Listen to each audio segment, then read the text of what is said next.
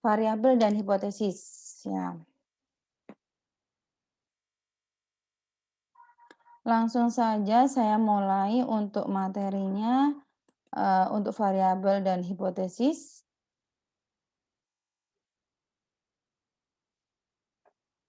Hmm. Pada materi variabel dan hipotesis ini nanti sebenarnya arah kita adalah berkaitan dengan artikel-artikel yang sudah teman-teman kumpulkan. Jadi nanti di dalam artikel-artikel itu, nanti teman-teman bisa merumuskan, pertama adalah variabelnya apa, hipotesisnya dari artikel itu seperti apa. Terus, sebelum itu nanti, teman-teman juga bisa dari artikel-artikel itu teman-teman bisa merumuskan judul-judul yang akan teman-teman buat penelitian, ya itu ya. Jadi itu, targetnya kita ketika kita sudah selesai mempelajari variabel dan hipotesis. Kita mulai dari yang pertama adalah, eee, variabel dan hipotesis itu, sebenarnya dia identik dengan, bagaimana sih kita mencari persamaan dari sebuah identitas. Jadi kalau misalkan, saya punya beberapa kumpulan di sini, ada misalkan, di dalam kumpulan ini ada beberapa macam-macam. Pada kumpulan ini ada beberapa macam-macam, di mana nanti di dalam kumpulan ini kita akan mencari identitas yang sama atau persamaannya itu apa. Nah, dari sini nanti akan munculnya, suatu variabel. Jadi di mana, mungkin variabelnya adalah yang pertama, kumpulan orang yang mengenakan baju berwarna, ungu misalkan, kita anggap ini warnanya adalah ungu, sehingga nanti mana saja sih yang menggunakan baju berwarna ungu? Oke, ada 2 anak kecil, ada satu, bapak yang menggunakan baju kantor dengan ibu. Nah, di sini adalah kita punya variabel, di mana, identitasnya adalah dia menggunakan bajunya warna ungu. Nah, itu adalah, kita menyebutkan sebagai variabel. Jadi, variabel itu identik dengan persamaan identitas, nah itu. Yang selanjutnya adalah, definisi mengenai variabel. Variabel itu sendiri apa sih sebenarnya? Variabel itu adalah variasi dalam suatu kelompok objek, misalkan bisa, berupa jenis kelamin, warna rambut, warna mata, olahraga kesukaan, seperti yang tadi saya, bilang bahwa mungkin bisa saja mengenai warna baju, warna kerudung, warna sepatu. Nah, itu adalah merupakan variasi dalam suatu kelompok. Jadi dia mempunyai variasi yang sama. Nah, jadi kalau misalkan kumpulan, mahasiswa yang menggunakan kerudung warna hitam, berarti mahasiswa-mahasiswa yang menggunakan kerudung warna hitam, dia, merupakan satu variabel sendiri. Kumpulan mahasiswa yang berasal dari daerah, Kalimantan, nah itu juga bisa dikatakan sebagai satu variabel sendiri. Jadi dia merupakan variasi dalam suatu objek kelompok, itu. Variabel itu didefinisikan sebagai karakteristik yang bisa diteliti, di mana identitas atau nilai berubah per unit. Nah, jadi di sini ketika kita berbicara tentang variabel, maka di sini variabel itu adalah karakter yang kita teliti, yang nilainya nanti bisa berubah. Nah, itu adalah disebut variabel. Jadi ketika kita melakukan penelitian, kita penelitian terhadap suatu variabel. Kita teliti di mana nanti nilai dalam suatu variabel itu bisa berubah atau nilai dalam identitas itu bisa berubah, maka itu dinamakan sebagai variabel. Variabel itu adalah karakteristik yang bervariasi dalam konteks nilai atau identitasnya. Eee, dalam suatu perkumpulan, misalkan mahasiswa yang menggunakan kerudung warna hitam. Di situ nilai konteksnya itu bisa berbeda antara mahasiswa A dan mahasiswa B. Meskipun dia menggunakan kerudung yang sama, tetapi bajunya mungkin berbeda. Meskipun dia menggunakan kerudung yang sama, mungkin sepatunya berbeda. Meskipun dia menggunakan kerudung yang sama, tetapi tinggi badannya berbeda, misalkan itu ya. Jadi dalam suatu variabel, maka nilai atau identitasnya itu bisa juga berubah, bervariasi dia. Ada beberapa tipe variabel, ada tipe variabel numerik dan ada tipe variabel kategorikal. Kalau variabel numerik, maka dia itu juga terbagi menjadi dua, yaitu variabel kontinus dan variabel diskrit. Apa sih variabel kontinus? Variabel kontinus di sini adalah biasanya nilainya itu, dalam bentuk desimal atau nilainya ada yang berbentuk desimal. Nah, seperti misalkan nanti hasil pengukuran berat badan. Berat badan seseorang itu kan tidak hanya, nilainya utuh, bisa jadi berat badannya 60, tetapi ada juga yang mungkin berat badannya adalah 60,5. Maka dinamakan dia sebagai variabel continuous. Sedangkan kalau variabel diskrit, maka dia tidak ada datanya berbentuk desimal. Jadi nilainya adalah utuh. Seperti 60, 50, 30, 40. Itu adalah variabel yang diskrit. Sehingga dalam variabel ini, kalau variabel numerik itu dia ada dua. Dia yang berubah diskrit atau berupa kontinu. Kalau diskrit berarti dia variabel utuh. Bisa 1, 2, 3, 4, 5. Tetapi ketika variabelnya itu adalah continuous, misalkan berat badan, maka dia merupakan variabel masuk dalam kategori variabel continuous. Jadi berat badannya adalah misalkan 70,5, 60,5, 45,2. Nah, itu adalah termasuk dalam kategori continuous. Yang selanjutnya adalah pada variabel kategorikal di sini terbagi menjadi dua. Ada variabel nominal dan variabel ordinal. Nah, pada variabel nominal ini dia nanti dikelompokkan. Jadi misalkan berdasarkan jenis kelamin.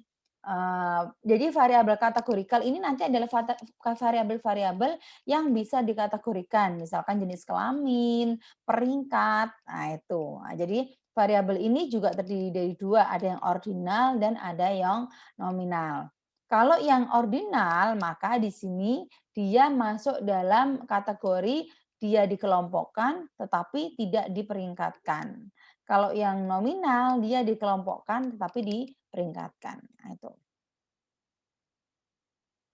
Nah, variabel, tadi numerik itu dia adalah variabel diskrit, variabel yang nilainya dapat dihitung dan berupa bilangan bulat. Jadi tidak berkoma. Tetapi kalau variabel continuous, variabel yang nilainya memiliki jumlah tak terbatas atau bisa dalam bentuk pecahan. Seperti tadi, kalau misalkan saya, punya data berat badan mahasiswa. Berat badan mahasiswa itu kan tidak hanya data-data utuh, tetapi dia mungkin data-datanya berupa data desimal. Maka dia masuk dalam kategori variabel numerik yang continuous. Sedangkan variabel kategorikal, nah di sini ada nominal, ada ordinal. Nominal itu variabel yang diklasifikasikan berdasarkan kategori, tetapi tidak ada urutan. Seperti apa, Bu? Misalkan ya, variabel jenis kelamin. Jenis kelamin itu hanya ada dua, laki-laki dan perempuan. Tetapi tidak ada urutan. Tidak ada urutan bahwa laki-laki itu nilainya lebih besar daripada perempuan. Tidak ada. Jadi dia hanya dikategorikan sebagai laki-laki dan perempuan saja. Sedangkan yang ordinal, maka di sini adalah variabel yang diklasifikasikan berdasarkan kategori, tetapi juga ada urutan. Nah, seperti apa, Bu, contohnya? Misalkan adalah data peringkat, peringkat kelas, atau data juara. Juara 1, juara 2, juara 3. Itu adalah data yang diurutkan berdasarkan kategori juara, tetapi ada urutannya. Juara 1, maka dia dianggap lebih baik daripada juara 2. Juara 2 dia dianggap lebih baik daripada juara 3. Nah, itu namanya variabel ordinal. Gitu. Ini adalah gambaran mengenai variabel ya. Jadi variabel kuantitatif, maka di sini ada low, ada height. Di sini nanti dia berkaitan dengan yang pasti bahwa dia kalau variabel kuantitatif itu pasti berupa angka. Entah itu angkanya adalah berupa diskrit ataukah berupa continuous. Sedangkan kalau variabel kategorikal, maka dia berupa kategori. Nah, kategori-kategori. Jadi di sini adalah berdasarkan pada tipe pohon. Misalkan di sini ada beberapa macam. Ada pohon pinus, nah, terus ada pohon cemara, nah, itu juga bisa. Berdasarkan kepada model dari apa ya pesawat. Nah, ini ada baling-baling, ada helikopter, ada pesawat terbang.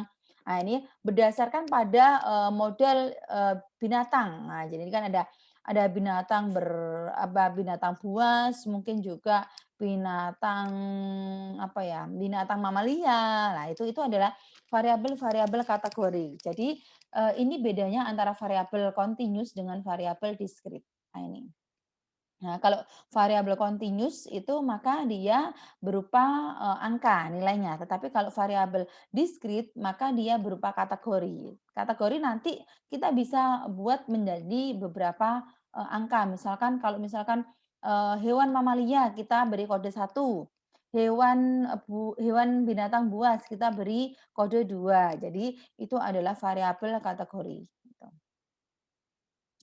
Hubungan di antara variabel, yang pertama adalah, two categorical variable. Jadi kalau misalkan ada 2 variabel kategori, biasanya dia dinyatakan dalam bentuk seperti ini. Jadi ada 2 daerah. Nah ini kalau dinyatakan dalam bentuk diagram batang, maka dia membentuk 2 daerah, 2 batangan. Terus, satu pengukuran, satu kategori variabel. Dia merupakan satu pengukuran, tetapi dia merupakan satu kategori variabel misalkan.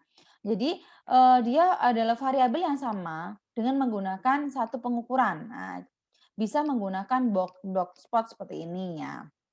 Terus, variabel yang kedua, 2 pengukuran, maka dia bisa menggunakan, scatter plot ya, di sini itu juga bisa. Jadi sebenarnya untuk menyatakan beberapa variabel itu ada beberapa hal. Jadi kita bisa menggunakan diagram batang, kita bisa menggunakan box plot, kita juga bisa menggunakan scatter plot, itu juga bisa. Jadi ada beberapa hal, untuk melihat bagaimana sih hubungan di antara masing-masing variabel itu. Sekarang dalam penelitian. Nah, sekarang kalau misalkan kita berbicara penelitian ya, teman-teman. Penelitian itu berkaitan dengan, variabel. Biasanya yang teman-teman ketahui dalam penelitian kuantitatif itu ada variabel bebas dan ada variabel terikat. Apakah hanya ada 2 variabel itu saja? Ternyata tidak. Dalam penelitian itu ternyata ada beberapa variabel. Ada variabel bebas yang mana di sini biasanya dinyatakan sebagai variabel independen dan juga ada variabel terikat yang mana biasanya dinyatakan sebagai variabel dependen. Tapi di antara variabel bebas dan variabel terikat, di sini ada variabel lagi yang mana variabel itu mungkin juga mempengaruhi 2 variabel. Dia juga bisa mempengaruhi variabel variabel terikatnya, maka di sini adalah ada variabel mediator. Nah, di sini. Maka di sini di dalam satu penelitian sebenarnya minimal ada berapa variabel, Bu? Kalau penelitian itu adalah penelitian kuantitatif yang deskriptif, maka minimal satu variabel. Tetapi kalau penelitian itu sudah masuk kategori penelitian korelasional, penelitian eksperimen, maka dia minimal harus ada 2 variabel, yaitu variabel bebas atau independen dan variabel terikat atau dependen. Nah, itu. Kita lihat bahwa variabel yang mempengaruhi atau yang menjadi sebab perubahannya atau timbulnya variabel terikat. Variabel terikat atau dependen sering disebut sebagai variabel output. Jadi ini ya, ini sebagai variabel luaran. Variabel kriteria konsekuen, nah, di sini adalah sebagai variabel yang dipengaruhi atau yang menjadi akibat. Jadi nilai dalam suatu variabel dependen itu tergantung pada nilai dari perubahan variabel bebas. Nah itu. Variabel independen ini tidak bisa dimanipulasi, tetapi hanya diamati variasinya sebagai hasil dari praduga berasal dari variabel bebas. Jadi, variabel dependen ini nilainya tergantung kepada variabel independen. Kalau variabel independennya berubah, nanti variabel dependennya juga akan berubah. Kalau variabel independennya tetap, mungkin juga variabel dependennya juga tetap. Nah, ini. Sehingga variabel dependen atau variabel terikat, nilainya dia tidak akan berubah. Variabel moderator adalah variabel yang tidak bisa dimanipulasi atau dengan kata lain, variabel yang sudah melekat kepada ciri objek itu sendiri. Jadi, variabel moderator ini dia juga tidak bisa dimanipulasi. Variabel ini adalah variabel ciri khas dari subjek penelitian.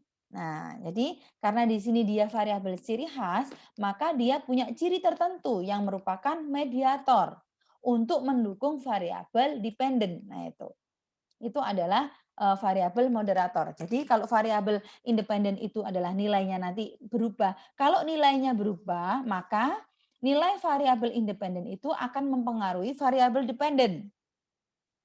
Nah, variabel dependen nilainya tidak bisa berubah karena dia hanya bisa diamati, tidak bisa dimanipulasi. Sedangkan variabel moderator ini adalah variabel ciri khas atau variabel karakteristik subjek penelitian, variabel pembawa. Nah, itu. Jadi kalau dia variabel pembawa, maka dia disebut sebagai variabel moderator. Gitu. Eh, Yang selanjutnya adalah berkaitan dengan hipotesis. Nah, teman-teman, tadi kita sudah membahas mengenai variabel. Jadi ada beberapa macam variabel. Ada variabel numerik dan variabel kategori. Variabel numerik ada diskrit dan continuous, sedangkan variabel kategori itu adalah nominal dan ordinal. Dalam variabel itu, dalam suatu penelitian itu biasanya minimal ada satu variabel untuk penelitian deskriptif. Tetapi kalau penelitian itu adalah korelasional atau hubungan atau eksperimental, maka dia memiliki minimal dua variabel, yaitu variabel independen dan variabel dependen. Nah, di sini ada satu variabel yang mana dia bisa mempengaruhi nilai dependen, tetapi dia tidak bisa terpengaruhi oleh nilai yang lain. Dia dinamakan sebagai variabel pembawa atau variabel karakteristik. Maka di sini dia dinamakan sebagai variabel moderator. Ini adalah satu kesatuan dalam variabel. Yang selanjutnya adalah hipotesis. Nah, kalau dalam suatu penelitian kuantitatif, maka hipotesis itu penting. Dalam penelitian kuantitatif, di mana kita bisa menggunakan eksperimen, kita bisa menggunakan korelasional, kita bisa menggunakan komparasional, maka di sini perlu adanya hipotesis penelitian. Hipotesis penelitian itu seperti apa sih? Nah, maka di sini yang pertama, hipotesis penelitian itu adalah jawaban sementara terhadap pertanyaan-pertanyaan penelitian. Hipotesis yang mempunyai dasar yang kuat menunjukkan bahwa peneliti telah mempunyai cukup pengetahuan untuk melakukan penelitian pada bidang tersebut. Hipotesis juga memberikan arah pada pengumpulan data dan penafsiran data, prosedur, serta memberikan kesimpulan. Nah, di sini dikatakan bahwa hipotesis penelitian itu adalah jawaban sementara. Jawaban sementara dari mana? Kalau misalkan kita belum penelitian, maka disinilah pentingnya kita menggunakan literatur-literatur yang sesuai dengan variabel kita. Kita harus mencari beberapa literatur yang mendukung variabel kita. Kita harus mencari beberapa kaitan penelitian terdahulu yang sudah pernah dilakukan tentang penelitian kita. Dari hasil kajian teori, dari hasil kajian penelitian-penelitian terdahulu, maka disinilah kita bisa merumuskan jawaban sementara tentang penelitian kita. Nah, jadi di sini bisa kita rumuskan bahwa berdasarkan kepada literatur, berdasarkan kepada penelitian terdahulu, maka di sini saya punya hipotesis penelitian itu adalah seperti ini. Misalkan kalau penelitian saya adalah hubungan antara motivasi belajar dengan prestasi belajar. Hipotesis saya adalah bahwa ada hubungan yang sangat erat dan signifikan antara motivasi belajar dengan prestasi belajar. Apa buktinya? Padahal kita belum penelitian. Buktinya adalah dari hasil-hasil kajian teori, di mana di sini disebutkan bahwa motivasi itu adalah sesuatu aspek yang penting. Keunggulan motivasi siswa yang tinggi, bagaimana? Keunggulan prestasi belajar yang tinggi, bagaimana? Bagaimana hubungan selama ini yang dibangun oleh motivasi dengan prestasi? Bagaimana penelitian-penelitian terdahulu yang telah dilakukan, yang mana di sini menghasilkan bahwa motivasi mempunyai hubungan yang sangat bagus terhadap prestasi. Nah, dari sinilah kita bisa merumuskan hipotesis penelitian. Nah, berdasarkan pada studi literatur dan juga merupakan penelitian-penelitian yang terdahulu yang sudah kita review. Nah, itu bisa didapatkan hipotesis penelitian atau jawaban sementara dalam penelitian kita. Ciri-ciri rumusan hipotesis. Yang pertama adalah untuk merumuskan hipotesis menurut Sumadi Suryabrata, yang pertama harus menyatakan pertautan antar dua variabel atau lebih. Kalau dia merupakan penelitian korelasional, komparasional, atau mungkin dia merupakan penelitian eksperimen. Hendaknya dinyatakan secara deklaratif kalimat pertanyaan. Hendaknya dirumuskan dengan jelas, harus dapat diuji kebenarannya. Nah, hipotesis itu adalah dinyatakan secara deklaratif, kalimat pernyataan, bukan pertanyaan. Kalau kalimat pertanyaan, maka dia ada tanda tanya di belakang. Seperti kalau judul kita tadi adalah hubungan antara motivasi belajar dengan prestasi. Maka rumusan masalahnya adalah apakah ada hubungan antara prestasi belajar dan prestasi? Itu rumusan masalah. Tetapi hipotesis penelitiannya adalah ada hubungan yang signifikan antara prestasi belajar dengan motivasi. Itulah kalimat pernyataan. Jadi kita sudah bisa membuat hipotesis secara deklaratif. Nah, itu. Merumuskan hipotesis. Nah, secara statistik, hipotesis itu ada dua. Ada hipotesis nol dan hipotesis alternatif. Hipotesis nol itu adalah suatu pernyataan mengenai nilai parameter populasi. Sedangkan hipotesis alternatif adalah suatu pernyataan yang diterima jika data sampel memberikan cukup bukti bahwa hipotesis nol itu adalah salah. Jadi nanti hipotesis nol itu dilambangkan dengan H0. Sedangkan hipotesis alternatif itu dilambangkan dengan H1. Biasanya dalam hipotesis nol maka dia ditulis dalam bentuk persamaan. Misalkan kalau tadi bahwa judul kita adalah hubungan antara motivasi dengan prestasi. Maka hipotesis nolnya adalah prestasi nilainya sama dengan motivasi karena dia dinyatakan dalam bentuk persamaan, sama dengan ya. Sedangkan kalau hipotesis alternatif, dia dinyatakan dalam bentuk pertidaksamaan, bisa kurang dari, bisa lebih dari, atau juga tanda sama dengan. Nah, sehingga hipotesis alternatifnya nanti bisa berbunyi motivasi lebih besar daripada prestasi. Motivasi tidak sama dengan prestasi. Motivasi kurang dari prestasi. Itulah adalah hipotesis alternatif untuk merumuskan dalam bentuk statistiknya. Yang selanjutnya adalah bentuk-bentuk hipotesis. Nah, di sini adalah hipotesis deskriptif. Nah, dia merupakan variabel mandiri. Dia variabel yang tadi saya sebutkan bahwa dalam penelitian kuantitatif deskriptif, maka dia variabelnya hipotesisnya adalah hipotesis mandiri. Sedangkan kalau bentuknya adalah komparatif atau asosiatif, maka hipotesisnya adalah hipotesis perbandingan atau hipotesis hubungan. Itu. Hipotesis deskriptif. Nah, ini.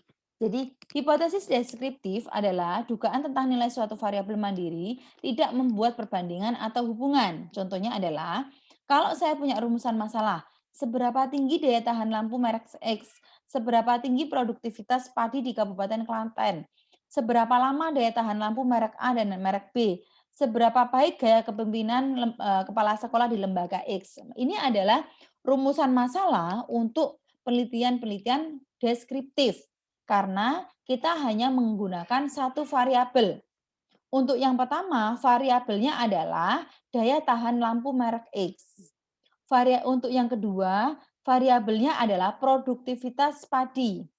Untuk yang ketiga, variabelnya adalah daya tahan lampu merek A dan merek B yang dijadikan satu. Jadi, daya tahan lampu tetapi ada dua kategori, yaitu merek A dan merek B. Dan yang ketiga adalah gaya kepemimpinan. Misalkan bisa gaya kepemimpinan mahasiswa, gaya kepemimpinan dosen, gaya kepemimpinan kepala sekolah. Nah, di sini adalah rumusan masalah. Sedangkan hipotesisnya bisa berbentuk daya tahan lampu merek X itu adalah 800 jam.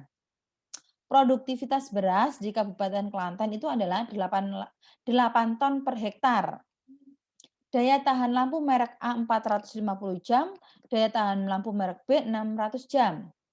Gaya kepemimpinan lembaga gaya kepemimpinan, kepala madrasah di lembaga X mencapai 70% dari yang diharapkan. Ini adalah beberapa hipotesis kalau dia variabelnya adalah variabel deskriptif atau penelitian deskriptif. Jadi bentuknya seperti ini, dia menggunakan tanda sama dengan, ya. Yang selanjutnya adalah bagaimana kalau penelitiannya adalah penelitian komparatif. Nah, komparatif misalkan di sini adalah pernyataan yang menunjukkan dugaan nilai dalam satu variabel atau lebih pada sampel yang berbeda. Kalau di sini saya menggunakan contoh apakah ada perbedaan daya tahan lampu merek A dan lampu merek B. Kita mau cari perbedaan. Maka di sini adalah hipotesisnya untuk H0-nya itu adalah tidak terdapat perbedaan daya tahan lampu merek A dan merek B. Berarti kalau tidak ada perbedaan maka dia sama. Sedangkan kalau hipotesis alternatifnya berarti ada perbedaan daya tahan lampu merek A dan merek B. Maka hipotesisnya adalah tidak sama.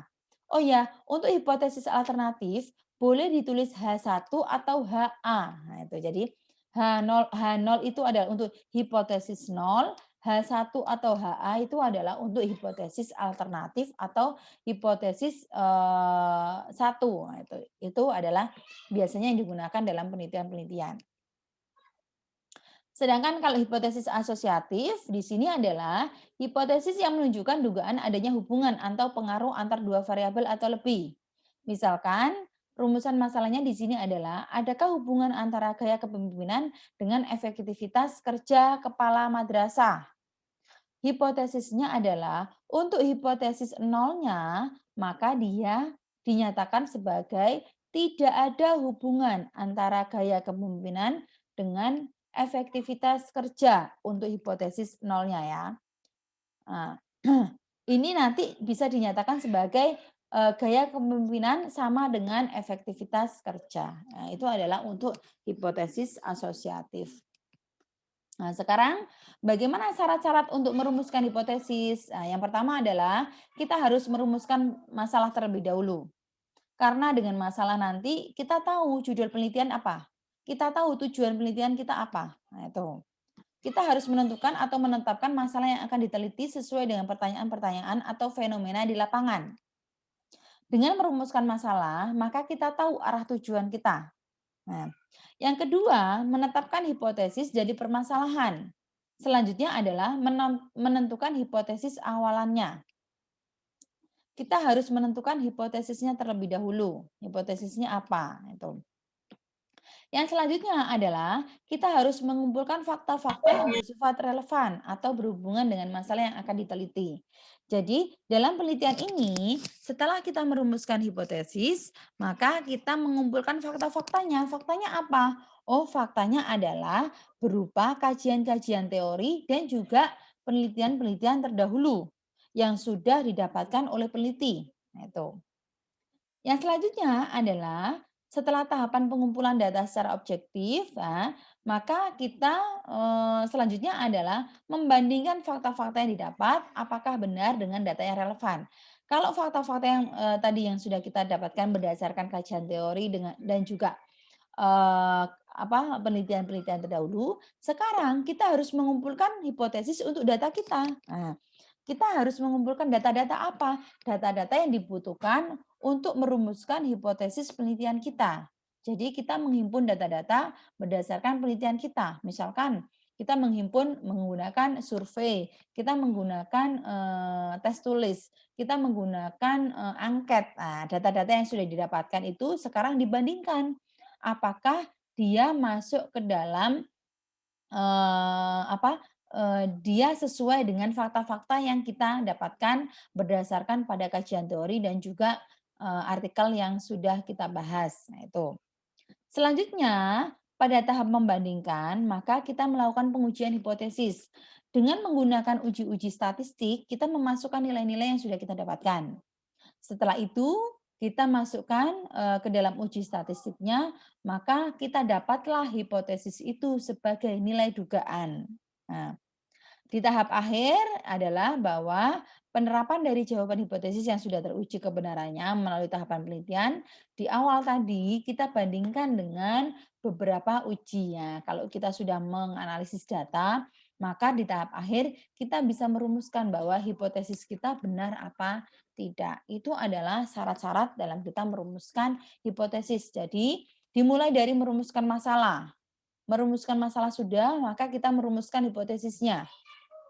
Merumuskan hipotesisnya sudah, maka kita harus menggunakan beberapa fakta untuk mengumpulkan data.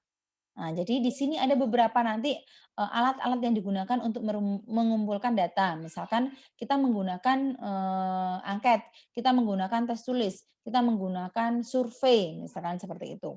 Data-data yang sudah kita dapatkan, maka kita lakukan uji statistik. Nah, hasil uji statistik ini nantilah yang bisa menyimpulkan apakah hipotesis kita benar atau tidak. Itu. Nah, sekarang sebelum saya lihatkan contoh hipotesis dan variabel dari penjelasan kita pada penjelasan saya tadi, mungkin teman-teman ada yang mau ditanyakan? Dari penjelasan saya tadi, mungkin teman-teman ada yang mau ditanyakan?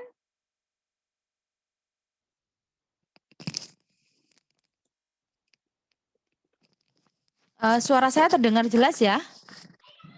Iya, Bu. Heeh. Dari penjelasan saya mungkin ada yang mau ditanyakan oleh teman-teman? Atau kita masuk ke contoh, seperti apa sih Bu hipotesis sama variabel yang ada dalam artikel penelitian? Langsung saja saya contohkan artikel dari yang sudah teman-teman kumpulkan. Nah itu, saya contohkan langsung ya. Iya, Bu. Oke, saya langsung contohkan dalam artikel penelitian teman-teman. Oh, saya stop dulu share screen-nya. Oh, sebentar. Mhm.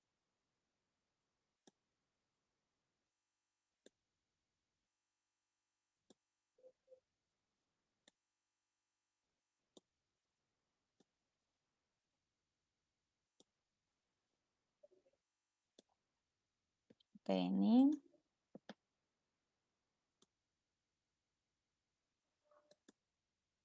Oke. Ini teman-teman, jadi di tugas artikel ini saya ambil salah satu yang paling atas punya Mbak Farihatun Nisa ya. Farihatus Sinah kok Farihatun Nisa. Farihatus Sinah.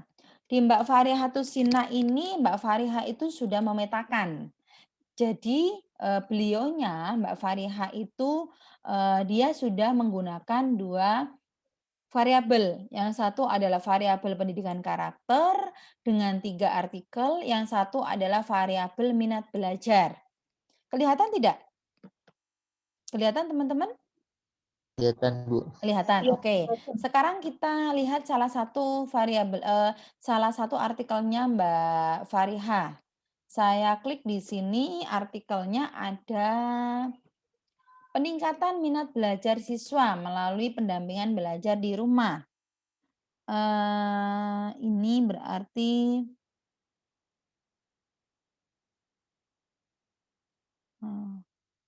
ini ya. Kita lihat dulu, ini masuk kategori apa. Jadi, dalam judul ini, ada peningkatan minat belajar siswa SDN Ketangi melalui pendampingan belajar di rumah dengan metode blended learning. Kalau kita lihat, maka, di sini adalah sebenarnya dia masuk kategori penelitian tindakan kelas. Karena ada metode yang digunakan untuk meningkatkan minat belajar siswa. Nah, sehingga di sini ada 2 variabel. Variabel yang pertama adalah metode blended learning, ya. Variabel yang kedua adalah variabel minat belajar siswa. Nah, variabel metode blended learning ini adalah variabel nanti yang akan diuji cobakan untuk siswa melalui pembelajaran dengan metode blended learning. Jadi mungkin dalam suatu kelas itu diterapkan metode blended learning. Dan di sini nanti akan dilihat nilai minat belajarnya sebelum diterapkan metode blended learning dengan setelah diterapkan metode blended learning. Nah, kita lihat Mhm.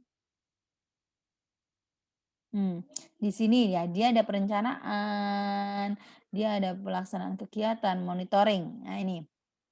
Nah, karena di sini dia, adalah, subjek penelitiannya berjumlah 5 orang. Wah, ini sangat kecil sebenarnya kalau subjeknya hanya 5 orang. Biasanya kalau penerapan pembelajaran itu paling tidak ya 20 mahasiswa, 20 siswa, biar metode itu, istilahnya bisa tercakupi keseluruhan ya. Terus ini data yang dikumpulkan juga pretest dan posttest. Jadi dalam penelitian ini karena dia adalah penelitiannya dalam kategori dia adalah, sebenarnya dia penelitian ini penelitian penelitian tindakan kelas karena dia ada peningkatannya. Nah, harusnya penelitian tindakan kelas karena ada peningkatannya sehingga di sini dia tidak merumuskan hipotesis. Nah, dia tidak merumuskan hipotesis. Jadi di sini variabelnya adalah tetap minat belajar, terus, sama metode blended learning, tapi dia tidak menggunakan hipotesis. Coba kita cari lagi artikelnya yang satunya. Nah ini. Nah, ini pengaruh pendidikan karakter terhadap pengembangan diri. Nah, dalam penelitian ini itu ada variabel pendidikan karakter dan variabel pengembangan diri. Nah, di sini dia masuk kategori penelitian apa? Kita lihat. Oh, dia masuk kategori penelitian kuantitatif deskriptif. Oh, kalau sepemahaman saya, kalau misalkan judulnya seperti ini sebenarnya bukan kuantitatif deskriptif. Dia masuk kategori kuantitatif tetapi bukan deskriptif. Karena kalau deskriptif kita hanya mendeskripsikan salah satu variabel atau dua variabel aja tanpa ada kata pengaruhnya. Kalau sudah menggunakan pengaruh, maka nanti analisisnya, statistiknya itu sudah menggunakan statistik inferensial sehingga tidak bisa tidak hanya digunakan sebagai deskripsi saja, tetapi harus ada variabel, harus ada hipotesisnya, nah itu. Teknik pengumpulannya ini ya, kita lihat dalam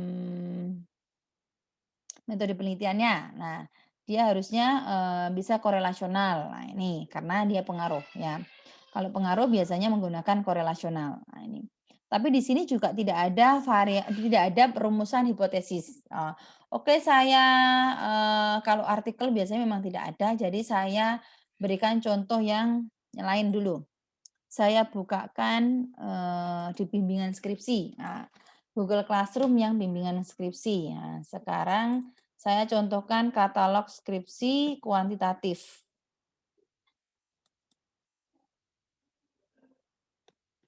Bagaimana kita nanti, merumuskan hipotesis.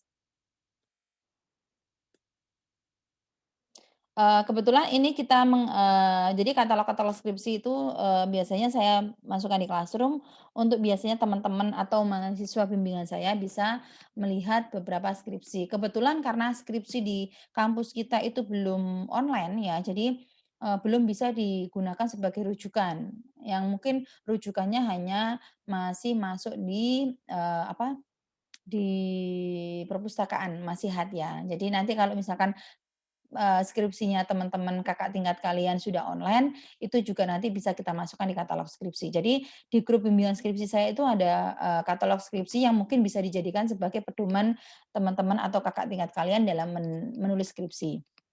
Kita lihat kita lihat salah satunya, misalkan ini ya, pengaruh motivasi dan minat terhadap prestasi siswa. Pada mata diklat apa, jadi kita tidak perlu melihat mata diklatnya, tapi kita hanya menentukan, variabelnya. Pada judul ini variabelnya itu ada 3, ada motivasi, ada minat ya, motivasi, ada minat, dan juga ada prestasi belajar. Nah ini, motivasi, minat, dan juga prestasi belajar. Nah sekarang bagaimana sih kita melihat, rumusan masalahnya? Nah, rumusan masalahnya seperti apa dan hipotesisnya seperti apa?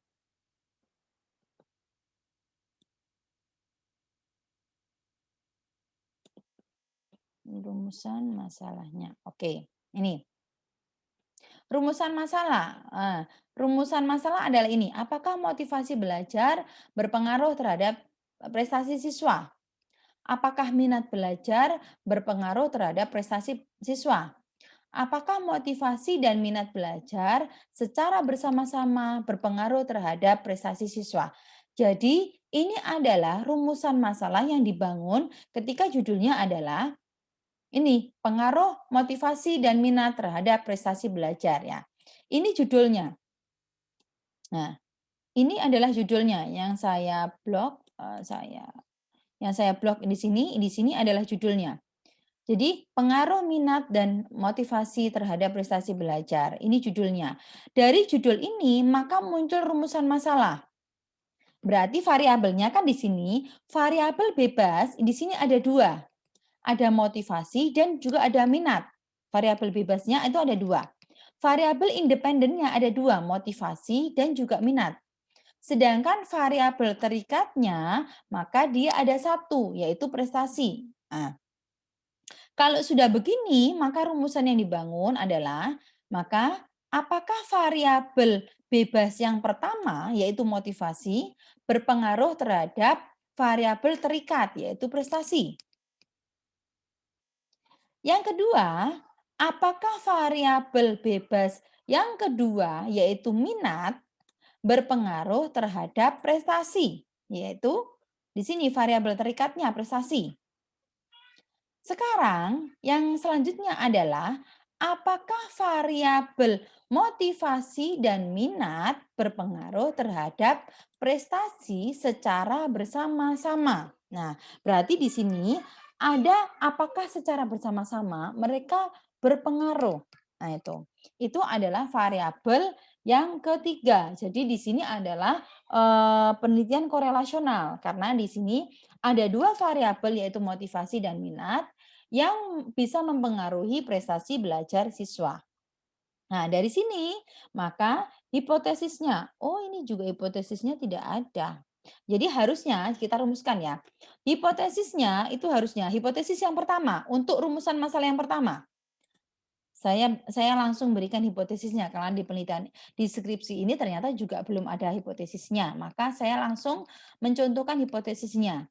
Kalau untuk rumusan yang pertama, maka hipotesisnya adalah ada pengaruh yang signifikan antara motivasi belajar dengan prestasi belajar pada mata diklat K3. Itu hipotesis yang pertama. Hipotesis yang kedua adalah ini untuk hipotesis yang kedua, ada minat belajar, ada pengaruh. Nah, ada pengaruh yang signifikan antara minat belajar dengan prestasi siswa. Itu hipotesis yang kedua. Nah, sedangkan hipotesis yang ketiga adalah ada pengaruh yang signifikan antara motivasi dan minat belajar terhadap prestasi belajar. Jadi ada 3 hipotesis yang dibangun. Nah ini, ada 3 hipotesis yang dibangun karena dia terdiri dari 3 variabel. Nah itu adalah kalau contohnya ada 3 variabel. Dari sini teman-teman bisa dipahami?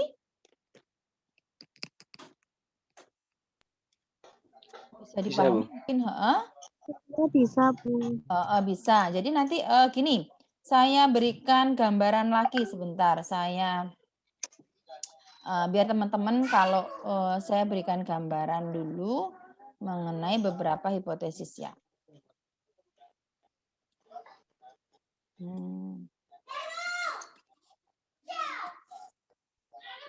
Oh, saya tak buka. Saya tak buka.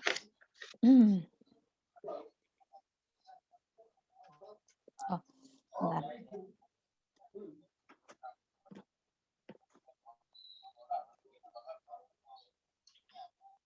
Saya contohkan kalau misalkan nanti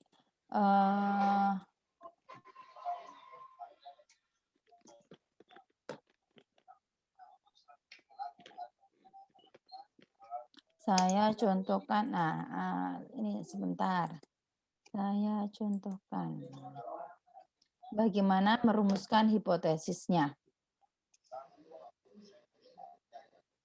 Oke, jadi saya menggunakan software untuk Amos, SPSS Amos, ya, untuk menggambar. Jadi di sini saya gambarkan terlebih dahulu.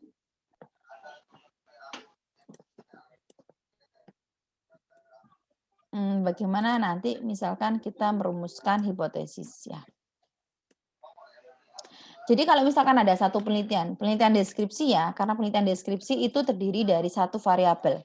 Jadi kalau misalkan satu variabel, di sini misalkan saya pengen tahu profil motivasi belajar. Nah, kalau saya hanya punya satu variabel bebas, dengan saya mau tahu profil motivasi belajar, maka di sini saya masuk kategori penelitian kuantitatif yang deskriptif. Jadi dia nanti motivasi belajarnya, hipotesisnya itu rumusannya hanya ada, sebentar, ini.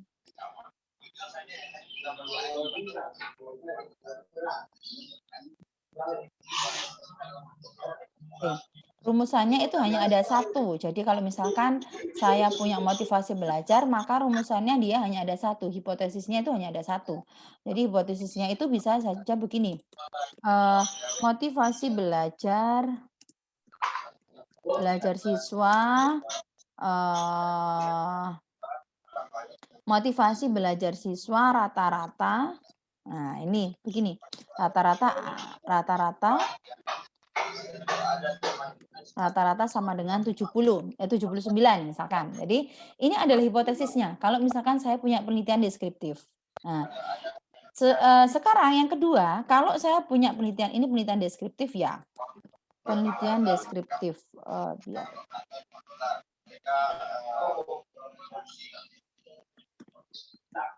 Deskriptif ya. Ini. Jadi di sini. Kalau penelitian saya adalah deskriptif, maka hipotesisnya di sini adalah satu, yaitu motivasi belajar rata-rata siswa adalah 79. Itu ya. Terus kalau misalkan saya punya penelitian korelasional, jadi ada dua. Jadi kalau misalkan saya punya dua penelitian korelasional, jadi saya buat dua penelitian korelasional ini ya. Satu dulu. Jadi satu variabel bebas, satu variabel terikat ya. Jadi saya pindahkan. Saya hapus dulu. Satu variabel bebas dan satu variabel terikat. Jadi kalau misalkan di sini saya punya ini adalah penelitian korelasional.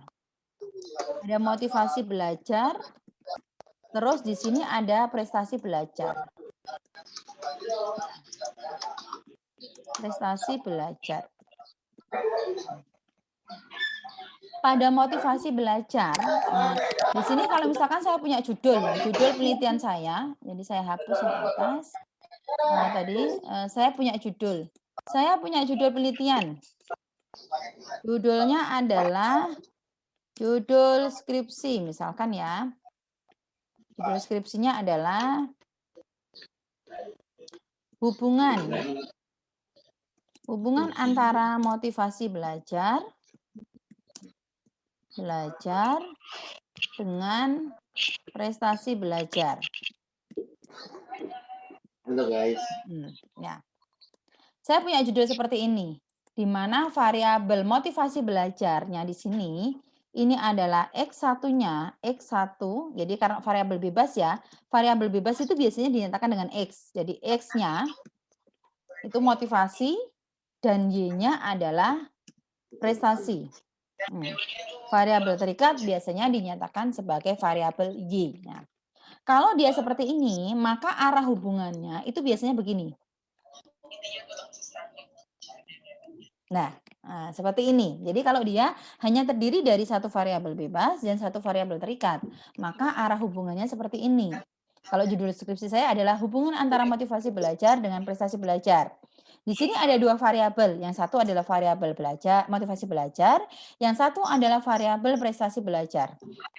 Di mana kalau motivasi belajar ini adalah variabel independen atau bebas, yaitu X, dan prestasi belajar itu adalah Y. Maka dalam penelitian ini, hipotesis yang muncul, nah, hipotesisnya di sini. Saya buat hipotesisnya. Hipotesisnya adalah dalam penelitian itu. Sebelum hipotesis, rumusan dulu ya. Rumusan masalahnya adalah ini. Apakah ada hubungan antara motivasi belajar dengan prestasi belajar? Nah, ini. Sedangkan untuk hipotesisnya, maka dia adalah ada hubungan yang signifikan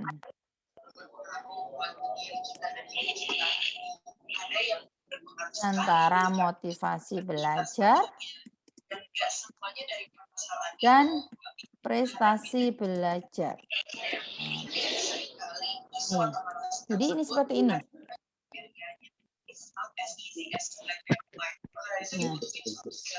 Nah, jadi ini adalah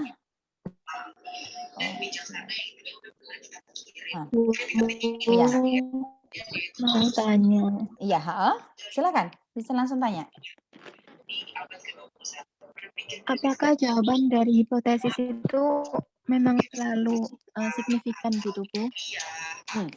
Oke, kalau dalam penelitian, maka jawaban dari hipotesis itu harusnya di bab 1 harus selalu menggunakan signifikan. Iya. Jadi ada hubungan yang signifikan, ada pengaruh yang signifikan. Nah, itu. Jadi ada pengaruh, ada hubungan. Nah, jadi jawaban sementaranya itu harus benar terlebih dahulu. Itu. Jelas, Mbak? Iya, Putri. Jadi kalau misalkan teman-teman mau penelitian ya, tidak boleh dalam penelitiannya itu, di dalam proposal itu ditulis rumusan masalah ini. Hipotesisnya adalah tidak ada hubungan. Oh, jangan ditulis tidak ada hubungan. Tidak ada hubungan itu nanti ketika kita sudah melakukan uji statistik. Oh, ternyata tidak ada hubungan, baru boleh disimpulkan. Tetapi untuk menduga jawaban sementara, maka di sini yang dirumuskan adalah pasti ada hubungan, ada pengaruh, ada perbedaan. Nah, itu adalah jawaban merumuskan hipotesisnya. Itu. Jelas? Jelas, teman-teman? Oke, ya. Itu kalau yang satu variabel bebas dengan satu variabel terikat. Sekarang saya contohkan bagaimana kalau misalkan ada dua variabel bebas dan dua variabel terikat. Mohon untuk yang lainnya minta tolong untuk di mute dulu ya, biar tidak mengganggu konsentrasi teman-teman yang lain. Jadi kalau misalkan saya punya gini ya, judul skripsinya adalah hubungan antara motivasi dan minat seperti tadi ya, dan minat belajar. Motivasi dan minat belajar. Nah, dan minat belajar. Oh, sudah, minat belajar begini ya. Maka di sini saya punya dua. Nah, saya punya dua variabel. Yang satu adalah untuk X1, karena variabel bebasnya ada dua. X1-nya adalah motivasi belajar, maka di sini X2-nya adalah minat belajar.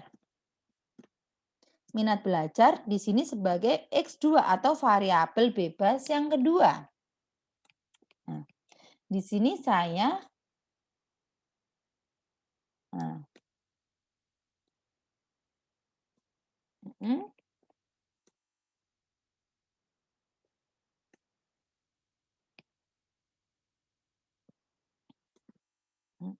saya turunkan biar agak jelas.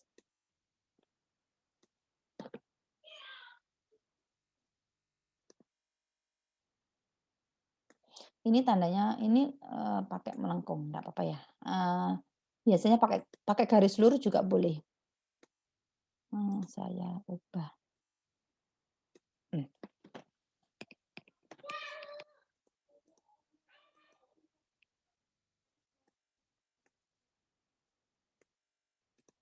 Nah, sekarang kalau saya punya 2 seperti ini ya, kalau saya punya 2 seperti ini, maka hipotesisnya ada 3. Yang pertama adalah, apakah motivasi belajar rumusan masalah ada 3 seperti tadi yang sudah dijelaskan di contohnya tadi ya.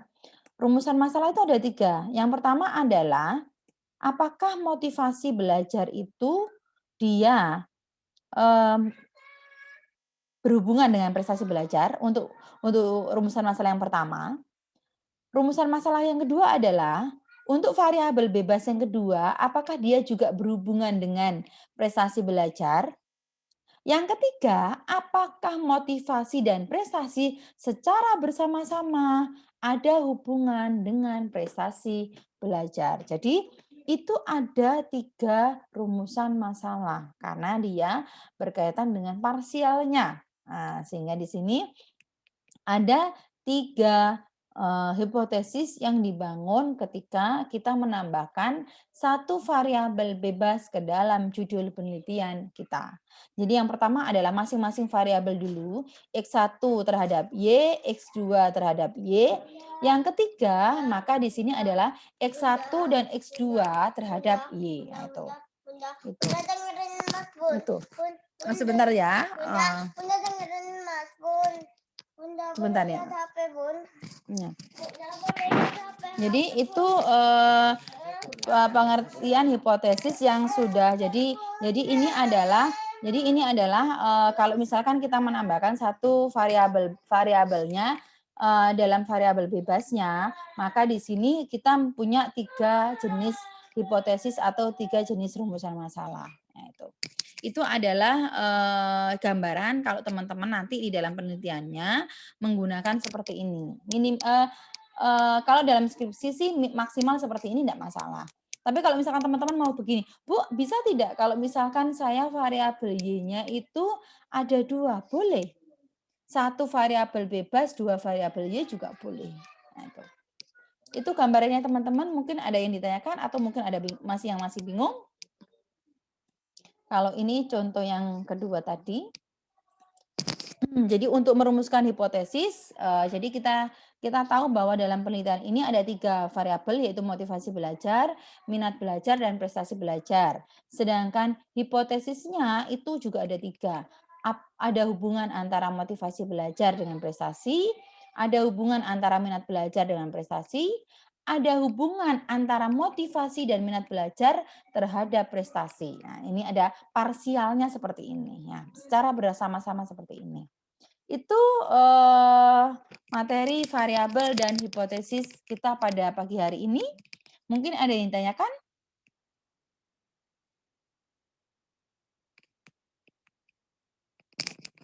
Silakan kalau ada yang mau ditanyakan atau mungkin ada yang masih belum jelas.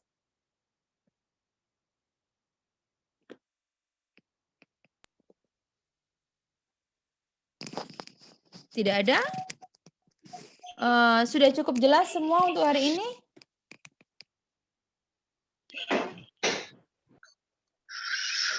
Sudah cukup jelas semua untuk hari ini? Insyaallah sudah cukup. Oke, kalau sudah cukup jelas, nanti untuk tugasnya hipotesis dan variabel, saya akan upload di Google Classroom ya. Ini masih kaitannya dengan artikel yang yang teman-teman kumpulkan. Jadi tidak keluar dari artikel yang sudah teman-teman kumpulkan. Intinya adalah dalam artikel itu nanti saya akan meminta teman-teman untuk menyebutkan hipotesis dengan variabelnya. Kalau belum misalkan begini, Bu, di dalam artikel itu tidak ada hipotesisnya. Oke, berarti teman-teman bisa merumuskan sendiri seperti apa sih hipotesisnya. Nah, itu ya. Jadi itu adalah nanti tugasnya yang akan saya upload di Classroom ya. Setelah ini saya akan upload di Classroom. Oke teman-teman, itu saja ya dari saya untuk pagi hari ini.